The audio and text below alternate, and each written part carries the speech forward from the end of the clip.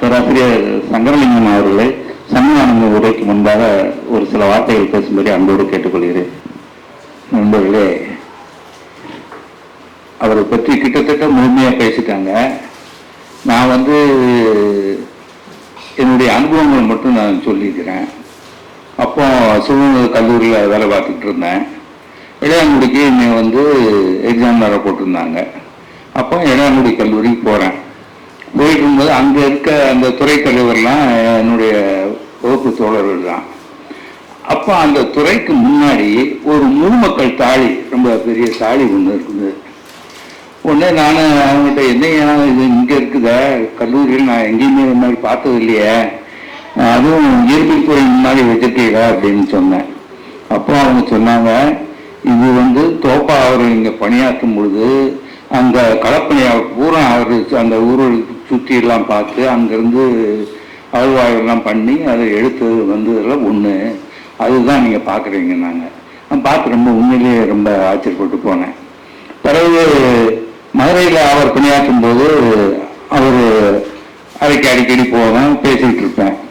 அதில் இவங்க சொன்ன மாதிரி, அதாவது பார்ப்பனிகள் பற்றி ஒரு பேச்சு எப்படி இருந்தாலும் அந்த அவர் தங்கியிருந்த அறையில் அவருடைய அறை தோழர் ஒரு பார்ப்பனர் தான். அவங்க ரெண்டு பேரும் அவ்வளவு அந்யோன்யமாக இருந்ததெல்லாம் நான் கண்ணால் பார்த்தேன். அதுக்கப்புறம் இன்னொரு அம்சம் என்னென்னா, நான் ஒரு ஆசிரியர் தான்.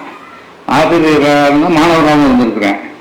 வாத்தியாரை பார்த்தோம்னா அதுக்கப்புறம் அவர்கிட்டே நெருங்குறதில்லை, ஓடி வந்துடுவேன். அதே போல் என் மாணவர்கள் அப்படித்தான். ஆனால் எப்போ பார்க்கும்போது ரொம்ப பாசமாக பேசுவாங்க. ஆனால் இவருக்கு எப்படின்னா, அந்த மாணவர்கள் பூரா அந்த அறைக்கு வருவாங்க, பேசிக்கிட்டே இருப்பாங்க. அதே போல் தோழர்களும் வருவாங்க. அவ்வளவு அந்யோன்யமாக அந்த மாணவர்கள்ட்ட பேசி பழகிறது நான் வேற யார்கிட்டையுமே அவங்க பார்க்கல. அதற்கப்புறம் அவர் இறந்த பிறகு கூட நான் அந்த மாணவர்களை நான் மதுரையில் பார்க்கும்போது அந்த மாணவர்கள் அவரை பற்றி என்கிட்ட விசாரிப்பாங்க. அவருடைய நினைவுகள் அவங்ககிட்ட இன்னும் அப்படி இருக்கிறத நான் பார்த்தேன். ரொம்ப ஆச்சரியப்பட்டு போனேன். அதே போல் அவர் மகாமணியம் சுந்தரநாத் யூனிவர்சிட்டிக்கு துறை தலைவராக போன பிறகு நானும் திருநெல்வேலி போனால் எப்பவுமே அவர் வீட்டுக்கு போகிறது உண்டு. பேசிகிட்டு இருக்கும்போது அங்கேயும் இதே போல் மாணவர்களும் சரி மற்ற நண்பர்களும் சரி வந்துக்கிட்டு இருப்பாங்க. அவர் இருந்தது சவுத் பஜார் பக்கத்தில் வீடு. அந்த சவுத் பஜார்கள் ரொம்ப பிஸியான இடம். அவர் என்னென்னா, அந்த வீட்டில் எல்லாரும் பேசுறது கொஞ்சம் இதாக இருக்கு, அப்படி சௌரியம் இல்லையேன்னு சொல்லிட்டு அந்த சவுத் பஜார்லேயே பூராமே கடைகள் தான். அந்த ஒரு கடை, காலியான கடையை ஒரு வாடகைக்கு எடுத்து அந்த கடையில் தான் எல்லாரும் சந்திப்பாங்க. மாலையில் பார்த்தா அந்த இடம் ஜெயின்னு இருக்கும். நானும் அந்த 2-3 தடவை அந்த இடத்துக்கு போய் அவங்களுடைய கலந்துரையாடல்களை கலந்து கொண்டிருக்கிறேன். ரொம்ப நமக்கு மனசு ரொம்ப அவ்வளவு ஒரு திருப்தியாக இருக்கும், ரொம்ப மகிழ்ச்சியாகவும் இருக்கும். அதே போல் அந்த வைணவம் அவர் கொஞ்சம் இதாக இருப்பாரு அப்படின்னு சொன்னாங்கல்ல. இதை அந்த மதுரை கல்லூரியில் முதல்வராக ஒருத்தர் இருந்தார். அவர் ப்ராஜெக்ட் டிபார்ட்மெண்ட். அவரும் இதை நோட் பண்ணி அவர் ஒரு செமினார் அங்கே நடத்துகிறார் அவங்க கல்லூரியில், பிலாசபி டிபார்ட்மெண்ட்டு. அதில் என்ன தலைப்புன்னா வைணவத்தை பற்றி தான் தலைப்பு. அதில் இவர் தான் பேச கூப்பிட்டு இது பண்ணாங்க. ஏன் நான் வைணவத்தை விரும்புகிறேன் அப்படின்னு சொல்லி அவர் அதில் பேசினார். அதில் அந்த அவரை பற்றி பேசும்போது ரொம்ப இதாக சொல்லுது என்னென்னா, எல்லா ஜாதியினரும் வழிபடக்கூடிய ஒரு தெய்வமாக இருந்தது, அவ்வளோதான்.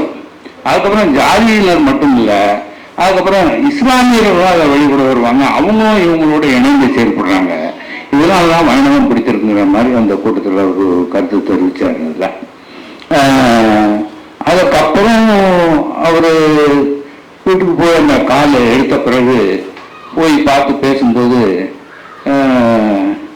ரொம்ப இதாக இருக்கார். அவரால் எந்திரிச்சு உட்கார்றது கூட கஷ்டப்பட்டாலும் எந்திரிச்சு உட்கார்ந்து நம்மகிட்ட பல விஷயங்களை பேசுவார். ஒரு காலகட்டத்தில் அவருக்கு தான் இறந்து போவதில் ஒரு எண்ணம் வந்துருச்சு.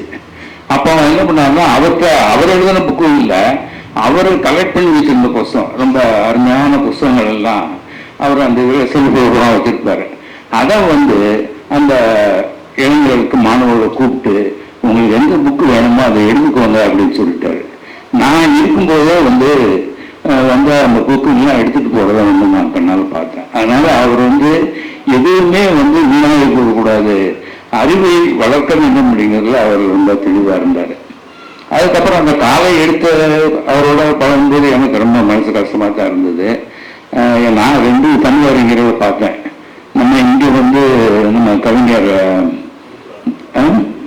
அதான் இன்குலாபையா அவர்கள், அதுக்கப்புறம் இவர் ஒன்று, இவங்க 2 பேருமே வந்து அந்த காலை வெட்டி எடுத்த பிறகு அவர்கள் படும் துன்பங்கள் வந்து நான் ரொம்ப நேரடியாக பார்த்தேன். அது ரொம்ப கஷ்டமாக தான் இருந்தது.